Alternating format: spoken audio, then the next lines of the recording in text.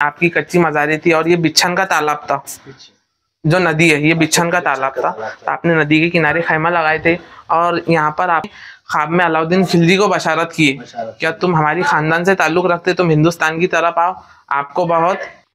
और ये जो हजरत है ये कुतुबुद्दीन ऐबक है, ये आपके साथ के पुराने बुजुर्ग है। उस पे जो मछली का निशान है तो वो आपकी तलवार की मुट्ठी थी जो मछली थी, और आपके कबीले का निशान जो परकाई कबीले का निशान है, ऐसी आपके कबीले का निशान मछली था।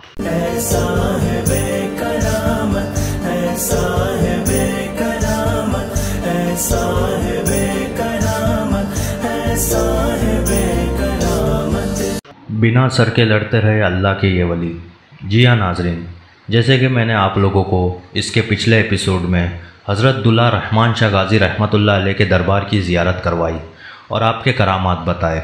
अगर आप लोगों ने वो वीडियो नहीं देखे हैं तो ऊपर दिए हुए आई बटन पर क्लिक करके वो वीडियो ज़रूर देखिएगा। और नाजरीन, आज के इस एपिसोड के ज़रिए से मैं आप लोगों को बताऊंगा कि हज़रत दुल्ला रहमान शाह गाज़ी रहमतुल्लाह अलैह की ये 1053 साल कदीमी दरगाह शरीफ किसने तामीर करवाई और यहाँ पर जो और भी मज़ार मुबारक है वो किसकी है। तो नाजरीन, इस वीडियो को आप लोग पूरा ज़रूर देखिएगा और वली औलियाओं से मोहब्बत रखने वाले और लोगों तक भी इस वीडियो को ज़्यादा से ज़्यादा शेयर कीजिएगा। जज़ाकल्लाह खैर।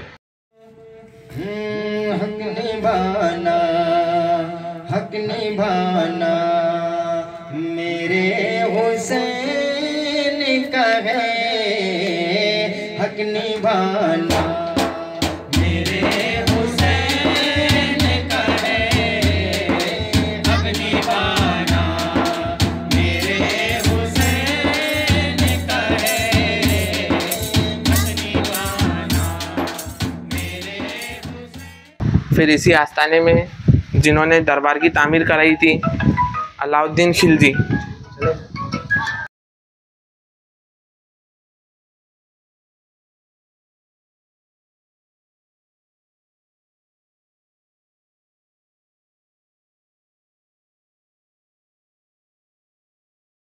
ये शाही मस्जिद है दरबार की, और इधर अलाउद्दीन खिलजी के घर के लोगों की मज़ारें है जो दरबार तामीर करते टाइम पे जिनका विसाल हुआ था, जिनका इंतकाल हुआ था।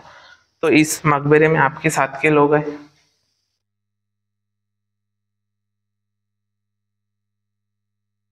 ये अलाउद्दीन खिलजी के घर के लोगों की मज़ार है। और यहाँ पर जो कंस्ट्रक्शन है तो आपने जैसा आपकी 250 साल तक की ये मज़ारात बनी नहीं थी, आपकी कच्ची मज़ारें थी और ये बिच्छन का तालाब था, जो नदी है ये बिच्छन का तालाब था। तो आपने नदी के किनारे खैमा लगाए थे और यहाँ पर आपका 250 साल तक के कंस्ट्रक्शन का काम नहीं हुआ था, 250 से 350 साल तक की।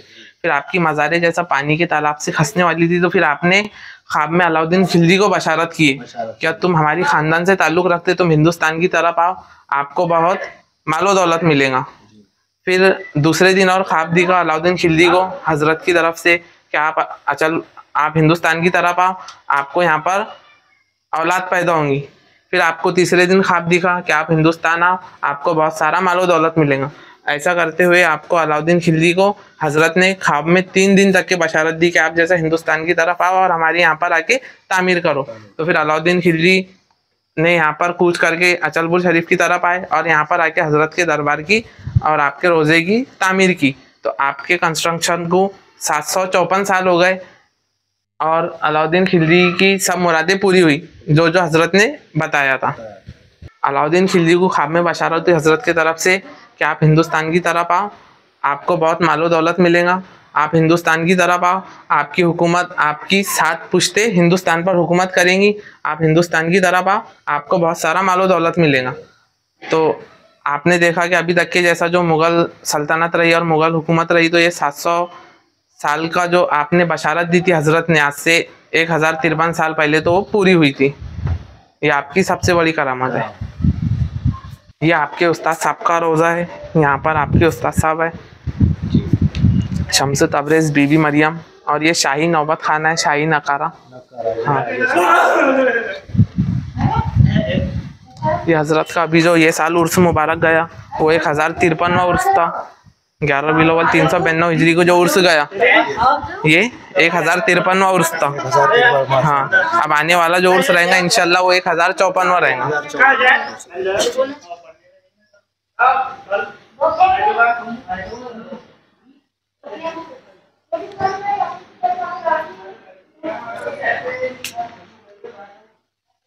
और 11 रबीउल अव्वल के दिन जो खीर की रस्म होती, दाखुल का दिन रहता जो, तो दाखुल के दिन रात में गुस्ल पाक होता हजरत का।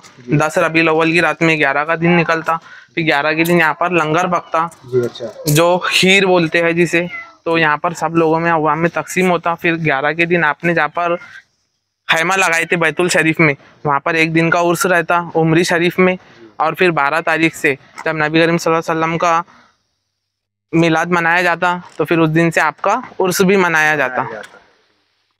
और ये जो हजरत है, ये कुतुबुद्दीन ऐबक है, ये आपके साथ के पुराने बुजुर्ग है। ये आपका रोज़ा है, आपके साथ के बुजुर्ग का, अलाउद्दीन अपने कुतुबुद्दीन ऐबक का। और ये जितने भी 12 दरी दिख रही है और ये छोटे छोटे गुम्बद दिख रहे हैं, तो ये जो लोग बाहर से आते थे पहले पुराने ज़माने में, तो उनके लिए रुकने का कुछ इंतज़ाम नहीं रहता था, तो ये कुछ लोग यहाँ पर आके अपना मुकाम रखते थे, जो 2 दिन 1 दिन रुकते थे, फिर वो क़याम करे बाद में यहाँ से चले जाते थे, जो दरबार की हाजिरी के लिए आते थे। ये पूरा कब्रस्तान का एरिया है और इधर सामने हजरत के रोज़े का एरिया है, इधर से।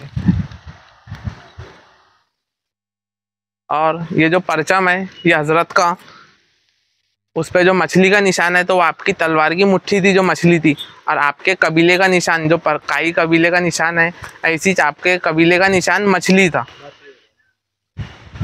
जैसा बहुत से लोगों का सवाल आता है कि ये हजरत के गुम्बद पे मछली क्यों है और यहाँ पर ये क्यों है, तो इसलिए बताया गया जैसा मछली थी, तो ये नदी हमारी बिच्छन की, तो ये नदी में भी बहुत सारे मछलियाँ रहती और मोर भी रहते, मोर भी आते हैं यहाँ पर रात के टाइम पे। तो जो भी आपने मालूमात दी, हम बहुत आपके शुक्रगुजार हैं।